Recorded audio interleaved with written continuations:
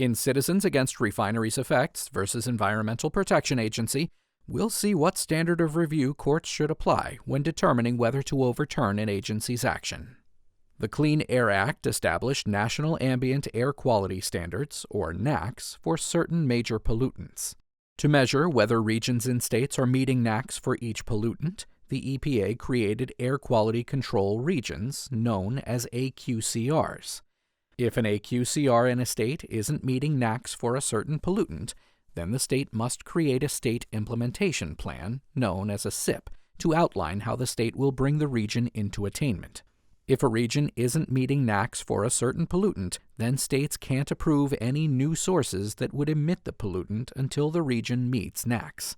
However, states can allow new sources if the new pollution is offset by reducing pollution at an existing site, thereby creating a positive net air quality benefit.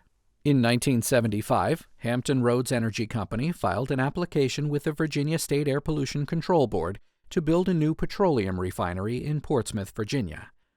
Refineries release hydrocarbons that eventually create photochemical oxidants. Portsmouth was located in an AQCR that wasn't in attainment for photochemical oxidants, a NAAQS pollutant.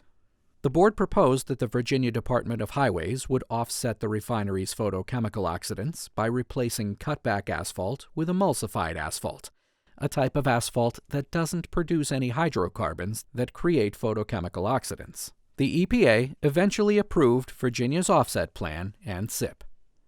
Citizens Against the Refineries Effects, or CARE, sued the EPA over the EPA's decision to approve Virginia's offset plan and SIP.